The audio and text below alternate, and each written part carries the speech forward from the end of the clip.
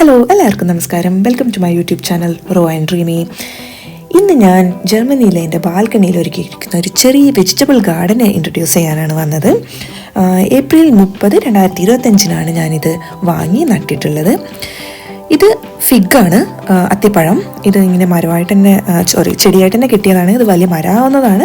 നോക്കാം നമുക്ക് ബാൽക്കണിയിൽ ഇത് വളരുമോ, അടുത്ത വർഷം കായുണ്ടാകുമോ എന്നെല്ലാം നോക്കാം. ഇത് വഴുതനങ്ങ, എഗ് പ്ലാന്റ്. ഇത് നമ്മുടെ നാട്ടിലെ പോലെ ചെറിയ വഴുതനങ്ങയല്ല, ഇതുപോലെ നല്ല വലുപ്പം ഉണ്ടാവും. ഒരു 80 grams വരെ തൂക്കവും ഉണ്ടാകും.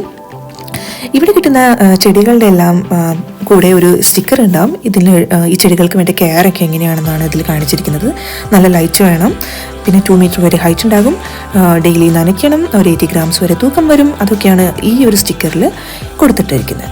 ഇത് തക്കാളിയാണ്, നമ്മുടെ നോർമൽ തക്കാളി. ഇതിലും ഒരു സ്റ്റിക്കർ ഉണ്ട്. ചില സ്റ്റിക്കറിൽ ഇതിൻ്റെ ഇത് വെച്ചുണ്ടാക്കാൻ പറ്റുന്നൊരു റെസിപ്പി കൂടെ കൊടുക്കും. ഇതിൽ അത് കൊടുത്തിട്ടുണ്ട്. ഇതും ടൊമാറ്റോ ആണ്. ഇത് ബ്ലാക്ക് കളർ ടൊമാറ്റോ ആണ്. നമ്മുടെ കോക്ടെയിൽ ടൊമാറ്റോ ഷോർസ് എന്നാണ് കൊടുത്തേക്കുന്നത്. ഷോർസ് എന്ന് പറഞ്ഞാൽ ബ്ലാക്ക് എന്നാണ് ജർമ്മനിൽ. ഇതിലും പിറകിൽ കുറച്ച് ഡീറ്റെയിൽസ് എഴുതിയിട്ടുണ്ട്. നല്ല ലൈറ്റ് വേണം, നനയ്ക്കണം, അങ്ങനെ കുറച്ച് ഡീറ്റെയിൽസാണ് ഇതിൽ കൊടുത്തിരിക്കുന്നത്.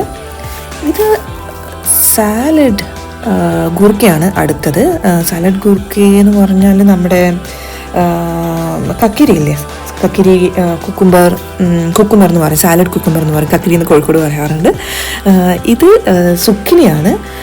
സുക്കിനി നമ്മുടെ നാട്ടിൽ അങ്ങനെ ഉപയോഗിക്കാറില്ല എന്ന് തോന്നുന്നു.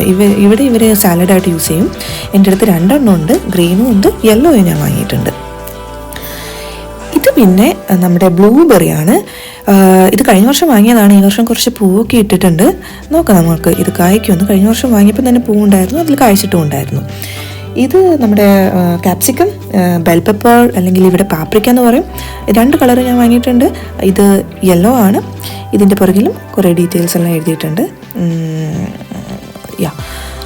പിന്നെ യെല്ലോ മാത്രമല്ല, ഞാൻ റെഡ് കൂടെ വാങ്ങിയിട്ടുണ്ട്. 2 എണ്ണമാണ് വാങ്ങിയിട്ടില്ല. പിന്നെ കാണാനുള്ളത് റോസ്മേരിയാണ്. ഇത് കുറച്ച് ഹെർബൽ കാര്യങ്ങളൊക്കെ ഉള്ളതായതുകൊണ്ടാണ് ഞാൻ വാങ്ങിയത്. ഞാനങ്ങനെ ഇറ്റാലിയൻ ഡിഷസ് ഒന്നും ഉണ്ടാക്കാറില്ല. പിന്നെ കണ്ടത് നമ്മുടെ കറിവേപ്പിലയായിരുന്നു. അത് കഴിഞ്ഞ നാളിന്ന് കൊണ്ടുവന്നതാണ്. പിന്നെ ഇതിൽ കുറച്ച് വിത്തുകളെല്ലാം ഞാൻ ഇട്ടിട്ടുണ്ട്. ഇതൊക്കെ ഇവിടെ കിട്ടുന്ന മണ്ണുകളാണ്. നമ്മൾ മണ്ണുകൾ വാങ്ങണം.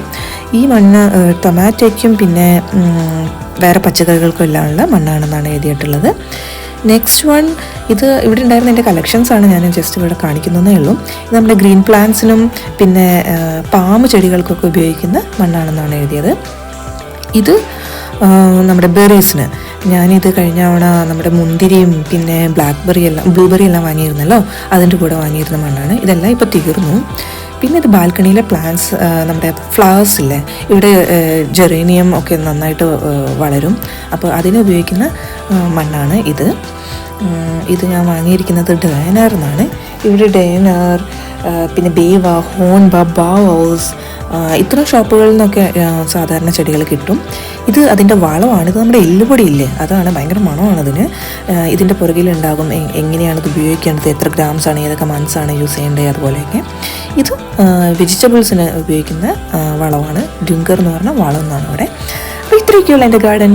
അപ്പം ഈ ചെടികളൊക്കെ വളരുമോ, എങ്ങനെയായിരിക്കും, ഇതിൽ കായ്ക്കുമോ, അതെല്ലാം കാണാൻ വേണ്ടിയിട്ട് എൻ്റെ ചാനലൊന്ന് ഫോളോ ചെയ്യണം കേട്ടോ. Okay then, thank you, by.